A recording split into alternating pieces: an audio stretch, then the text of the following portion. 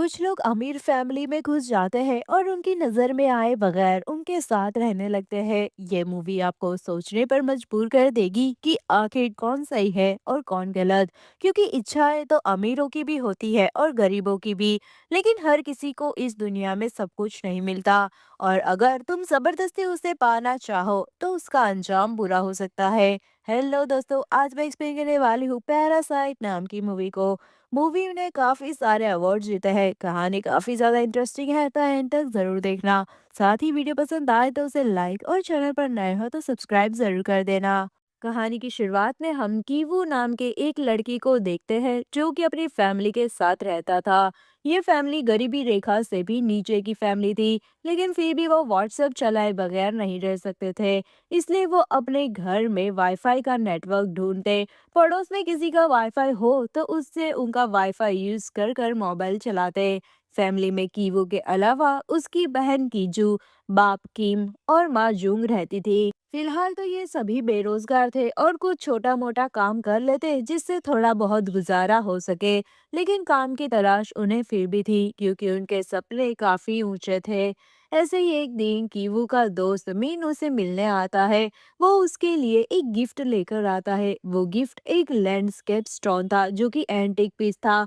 मगर कीवू को उससे कोई भी फर्क नहीं पड़ता। उसकी फैमिली के लिए ये सिर्फ एक बेकार सा पत्थर है। खैर, कीवू मीन के साथ बैठा होता है तभी मीन उसे एक लड़की का फोटो दिखाकर कहता है कि मैं एक बहुत ही अमीर फैमिली में इस लड़की को इंग्लिश ट्यूशन देता हूँ।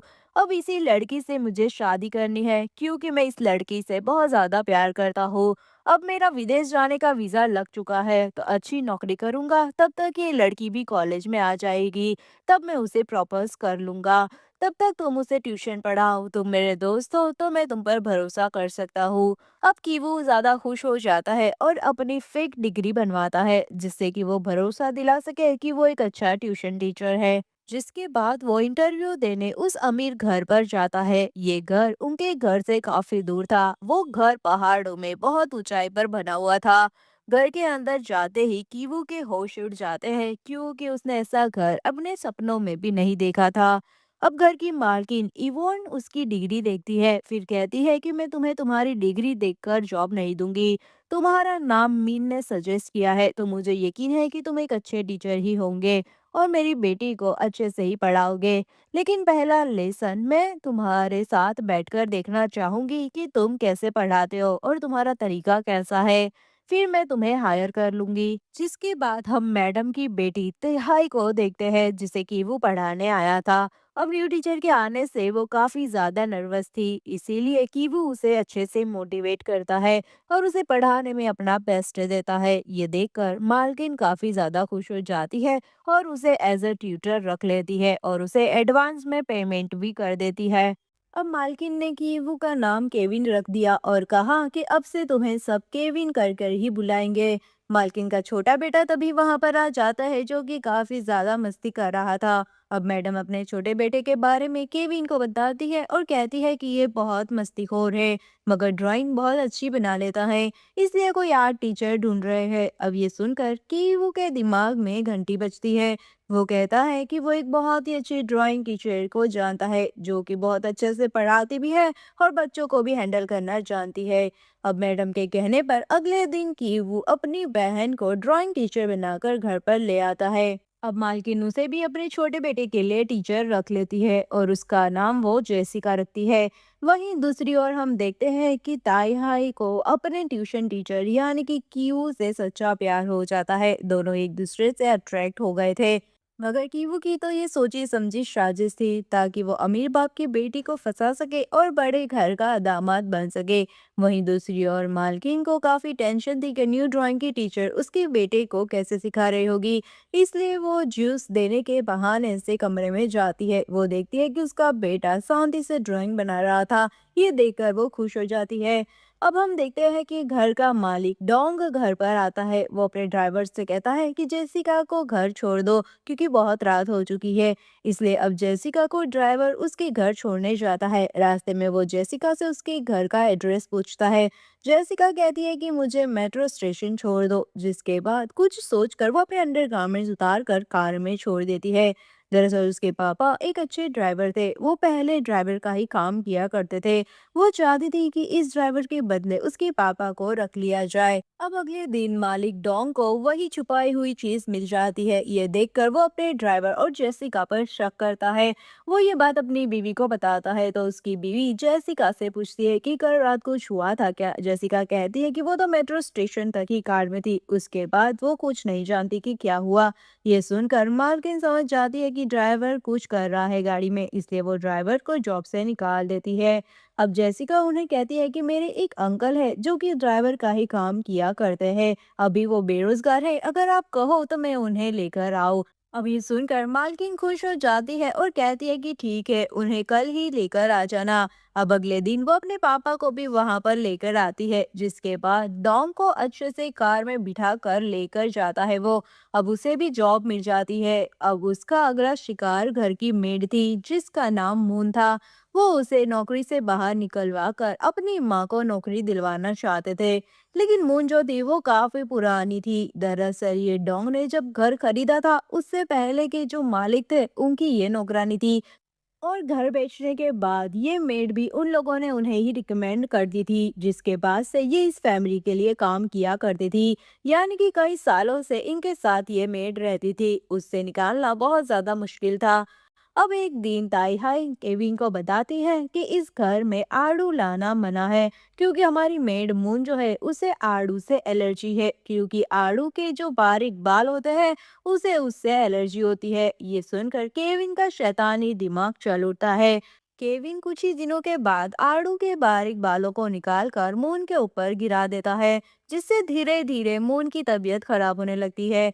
अब मून हॉस्पिटल जाती है तो वहाँ किम पहले से ही मौजूद था। वो मून की फोटो खींच लेता है और मैडम को भेजकर कहता है कि मून किसी से बात कर रही थी और मैंने सुना कि मून को टीबी की बीमारी है और वो हम सब से ये बात छुपा रही है। आपके घर में छोटे बच्चे हैं तो उसे भी ये बीमारी हो जाएगी। अब ये सुनकर मैडम काफी ज्यादा टेंशन में आ जाती है और वो मून पर नजर रखने लगती है। अगले दिन फिर से किम चुपके से आड़ू के बाल मेड के सर पर डाल देता है, जिससे मेड की तबीयत खराब होने लगती है और वो खांसी खाने लगती है। अब ये सब मालकिन देख लेती है। मून के जाने के बाद उसका यूज किए हुए टिश्यू पर किम जाकर रेड कलर डाल देता है और मैडम को दिखाता है कि ये देखकर मैडम उसकी जाल में फंस जाती है और अब वो कुछ बहाना बनाकर मेड को नौकरी से निकाल देती है। बेचारी मून को पता ही नहीं था कि उसके पीछे ये सब साजिश हो रही थी। अब केविन अपनी मॉम को एज अ मैड इंट्रोड्यूस करवाता है और उसे भी वहां पर नौकरी मिल जाती है। धीरे धीरे पैरासाइट की तरह ये फैमिली इस घर में अपनी जगह बना लेती है। एक दिन घर के छोटे बेटे ने महसूस किया कि इन सब लोगों में से एक जैसी ही खुशबू आती है, एक जैसी ही स्मेल आती है। अब ये सुनकर सारे ही डर जाते हैं और डिसाइड करते हैं कि वो अपने कपड़ों को अलग अलग डिटर्जेंट से धोएंगे ताकि उन पर कोई भी शक ना करे। इतनी अच्छी नौकरी थी, वो लोग खोना नहीं चाहते थे। अब अगले दिन मिस्टर डोंग अपनी फैमिली के साथ अपने बेटे का बर्थडे मनाने के लिए पिकनिक पर जाते हैं और घर की सारी जिम्मेदारी वो अपनी मेड को सौंप देते हैं और कहते हैं कि घर के कुत्तों को खाना टाइम पर दे देना और काम ठीक से कर देना, क्योंकि वो 2-3 दिन के लिए जाने वाले हैं। अब यहाँ पर उनके जाने के बाद इन सब की तो ऐश हो जाती है। मीन उन तीनों को भी घर पर बुला लेती है और मीन और ये सारे मिलकर पार्टी करते हैं और ये लोग अपनी मस्ती में मस्त थे। लेकिन बाहर काफी बारिश हो रही थी, मौसम बहुत खराब हो रहा था, लेकिन अंदर वो अपनी लग्जूरियस लाइफ के मजे ले रहे थे। ये सारे उन कॉकरोचेस की तरह थे जो कि घर में रात को ही निकलते हैं जब घर के मालिक सो रहे हो और उन्हें कोई भी देख नहीं रहा हो। यहाँ पर केवू कहता है कि वो मालिक की बेटी से शादी करेगा और इस घर का दामाद बन जाएगा। ये लोग अब मजे कर रहे होते हैं और बाहर भारी बारिश हो रही थी, तभी घर की घंटी बजती है। ये लोग जल्दी से छुप जाते हैं कि आखिर इतनी रात को घर पर कौन आया है। मालिक तो 2-3 दिन के बाद आने वाले थे। अब मीन देखती है तो बाहर घर की पहली मेड मून आई थी। वो कहती है कि मुझे पता है कि घर पर कोई भी नहीं है, मैं यहाँ इसलिए आई हूँ क्योंकि मुझे मेरा कुछ सामान लेना है जो कि मैं घर पर ही भूल आई हूँ। काफी रिक्वेस्ट करने के बाद मीन यहाँ पर मून को अंदर आने देती है। बाकी सब लोग वहां पर घर में छुपे हुए थे और मीन कहती है कि तुम जल्दी से अपना सामान लेकर आ जाओ। अब मून अंदर जाती है सामान लेने, काफी देर हो जाती है लेकिन वो वापस लौटती नहीं है, जिससे कि मीन वहां उसे देखने के लिए जाती है। तो मून घर के कबर्ड को खिसका रही थी। अब मीन उसकी हेल्प करती है, जिसके बाद मून एक सीक्रेट दरवाजा खोलकर तहखाने की तरफ जाती है। दरअसल मून का हस्बैंड उस तहखाने में छुप कर रह रहा था। ये देखकर मीन शॉक्ड हो जाती है। मून कहती है कि तुम इस बारे में किसी को मत बताना। दरअसल मेरे पति ने बहुत कर्जा ले रखा था, जिस वजह से शहर के बड़े बड़े डॉन इनके पीछे पड़े हुए हैं। दरअसल घर के पहले मालिक ने इस घर में तहखाना बनाया था, लेकिन अब जो रह रहे हैं मिस्टर डोंग और उनकी बीवी को इस तहखाने के बारे में कुछ भी पता नहीं है। अब मीन कहती है कि तुम अपने हस्बैंड को लेकर यहाँ से निकल जाओ, वरना मैं पुलिस को कॉल कर कर बुला लूंगी। ये सुनकर मून कहती है कि प्लीज मेरे हस्बैंड को यहाँ पर रहने दो, अगर वो बाहर आए तो फिर से माफिया लोग उनके पीछे पड़ जाएंगे। वहीं दूसरी ओर हम कीम और बाकी सबको देखते हैं, जो कि छुपकर सारी बातें सुन रहे थे। लेकिन तभी कीवू का पैर फिसल जाता है और तीनों ही नीचे गिर जाते हैं। ये देखकर मून कहती है कि मुझे तो पहले से ही शक था कि दाल में कुछ काला जरूर है। वहीं कीवू कहता है कि पापा मेरे पैर पर चोट लगी है। मून ने इस चीज की वीडियो बना ली और कहा कि पूरी की पूरी फैमिली ही फ्रॉड है, मेरे पास आने की कोशिश भी मत करना, वरना ये वीडियो मैं मिस्टर डोंग को सेंड कर दूंगी। ऐसा कहकर वो अपने हस्बैंड को लेकर तहखाने से बाहर निकलती है। उसका हस्बैंड काफी दिनों के बाद बाहर आया था। मून ने पूरी फैमिली को हाथ ऊपर कर कर खड़ा रखवाया और उनकी वीडियो भी बना ली थी और दिखाया कि किस तरह मालकिन की गैर मौजूदगी में ये लोग मजे कर रहे थे। यहाँ पर जीवून कहता है कि मैं भी कई सालों से छुप कर रह रहा हूँ, जब भी मौका मिलता मैं बाहर आता और मजे करता, मगर कभी भी घर का इतना बुरा हाल मैंने नहीं किया। ये लोग बात कर ही रहे होते हैं कि जूंग फोन को छीनने की कोशिश करती है, जिसके बाद सभी के बीच में हाथापाई होने लगती है। सभी उस फोन को छीनना चाहते थे। और जूंग जाग कर फ्रीज में से हाड़ू निकाल कर मून पर डाल देती है, जिससे कि उसे एलर्जी होने लगती है। तो दूसरी ओर कीवू फोन लेकर वीडियोस को डिलीट कर देता है। तभी घर का फोन बजता है और जूंग उठाती है। फोन में मालकिन थी और वो जूंग से कहती है कि वो लोग 10 मिनट में ही घर लौट रहे हैं और घर आकर डिनर करेंगे, तो डिनर रेडी रखना। ये सुनकर जूंग पूछती है कि आप तो 2-3 दिन के बाद आने वाले थे। मालकिन कहती है कि भारी बारिश होने की वजह से सारी जगह ही बंद हो चुकी है, इसलिए घर लौटना पड़ रहा है। ये सुनकर अब सभी जल्दी से घर की सफाई करने लगते हैं और वो लोग मिलकर मून और उसके हस्बैंड को तहखाने में डाल देते हैं। तभी मिस्टर डोंग और उनकी फैमिली घर पर लौट आती है। सारे ही इधर उधर छिप जाते हैं और वही मून तहखाने के बाहर आने की कोशिश करती है, तो चोंग उसे लात मारकर तहखाने में गिरा देती है। जिसके बाद कीम उसे तहखाने में लेकर जाता है। वो देखता है कि उसका हस्बैंड बार बार एक ही स्विच को ऑन ऑफ कर रहा था। पूछने पर वो बताता है कि ये एक साइन लैंग्वेज है, जिससे कि हेल्प मांगी जा सकती है। मगर डोंग और उसकी फैमिली को तो ये लैंग्वेज आती ही नहीं थी। वही कीम जुंगवू को पाइप से बांध देता है। अब ऊपर मालकिन जुंग को बताती है कि वो कभी भी अपने बेटे का बर्थडे घर पर सेलिब्रेट नहीं करते, क्योंकि एक दिन जब वो रात को अपना बर्थडे केक खा रहा था, तब उसने भूत देख लिया था। अब दोस्तों दरअसल वो कोई भूत नहीं था, वो मून का हस्बैंड था, जो कि रात में छुपकर बाहर आया करता था खाने के लिए। अब उसे देखकर मालकिन का बेटा डर गया था, इसलिए वो कभी भी अपना बर्थडे घर पर सेलिब्रेट नहीं करना चाहता था। वहीं हम नीचे तहखाने में कीम को देखते हैं। उसे उनका हस्बैंड कहता है कि यह तहखाना मेरे घर की तरह है, प्लीज मुझे यहाँ से मत निकालो। अब कीम उन दोनों को तहखाने में बंद कर कर वहां से निकल जाता है। वो चुपकर घर से निकलने की प्लानिंग करते हैं।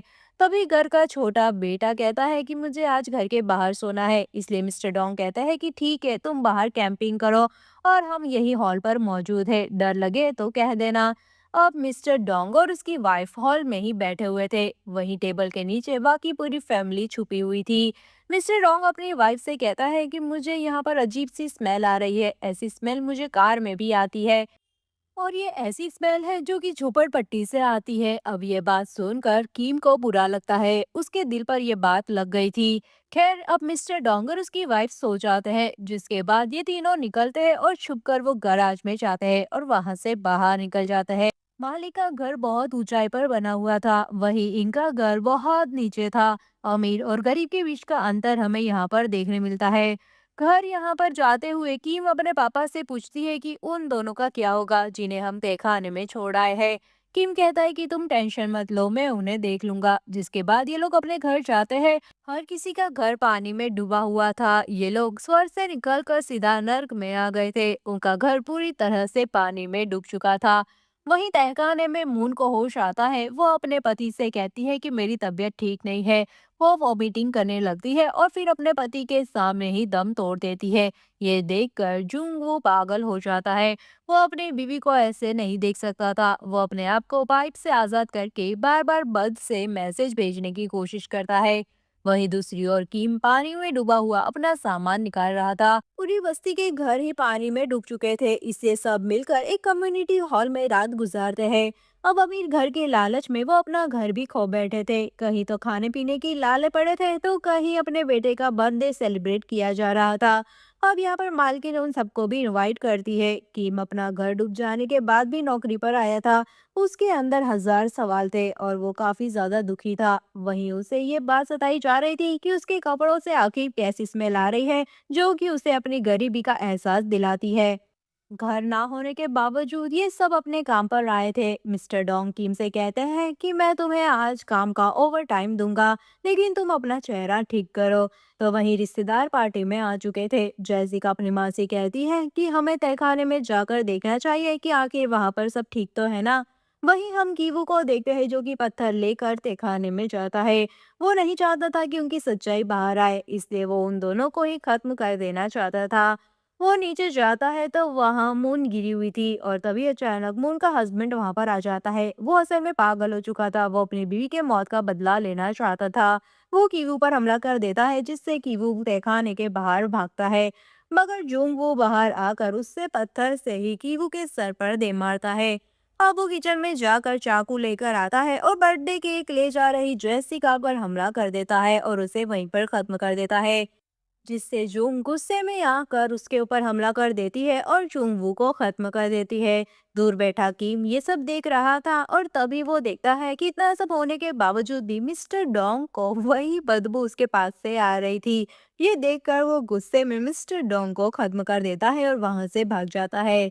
अब कुछ दिन के बाद का सीन हमें दिखाया जाता है, जहाँ केविन को होश आ गया था। उसके सिर पर चोट लगी थी, लेकिन उसकी बहन अब इस दुनिया में नहीं रही। ये सुनकर उसे बहुत ज्यादा दुख होता है।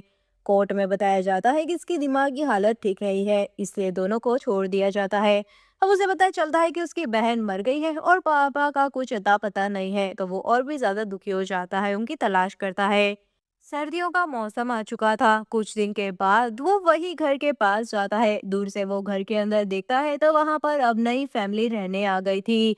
अब देर रात को उस घर की लाइट फ्लिकर कर रही थी। ये देखकर वो उस मैसेज को कीवू नोट कर लेता है और उसे सॉल्व करता है। तो इससे उसे पता चलता है कि उसके पापा उसे मैसेज भेज रहे हैं कि वो उस घर की सुरंग में है। दरअसल उस दिन मिस्टर डोंग को मारने के बाद वो वहां से भागकर गैराज में चला गया और वहां से वो तहखाने में छुप गया ताकि पुलिस उसे पकड़ ना सके। अब थोड़े दिन के बाद मालकिन अपने बच्चों को लेकर घर बेचकर चली गई, जिसके बाद मौका मिलते ही किम ने मून की बॉडी को बाहर ले जाकर दफन कर दिया। जिसके बाद नई फैमिली घर में रहने आई तो रोज देर रात को चुपके से वो बाहर निकलता और खाने पीने का सामान अंदर ले जाता। हर रात वो अपने बेटे को मैसेज भेजने की कोशिश करता कि शायद किसी दिन तो उसके बेटे की नजर उस पर पड़ेगी। कीवू को अब पता चल गया था कि उसके पापा इस घर के तहखाने में मौजूद है, तो उसने ठान लिया कि वो इस घर को खरीद कर ही रहेगा। चाहे उसे कितने भी पैसे कमाने पड़े, वो अपने पापा के लिए ये करेगा। वो जानता था कि उसके पापा अंदर है और वो तहखाने में ही सेफ है, क्योंकि बाहर निकलने पर पुलिस उन्हें ले जाएगी। इसलिए वो अब उस घर को खरीदना चाहता था। और इसी के साथ ये मूवी यहीं पर खत्म होती है दोस्तों। कैसी लगी आपको ये मूवी की कहानी, मुझे कमेंट करके ज़रूर बताना। मिलता है नेक्स्ट वीडियो के एक्सप्लेनेशन में, तब तक के लिए अपना ध्यान रखिए। Bye bye.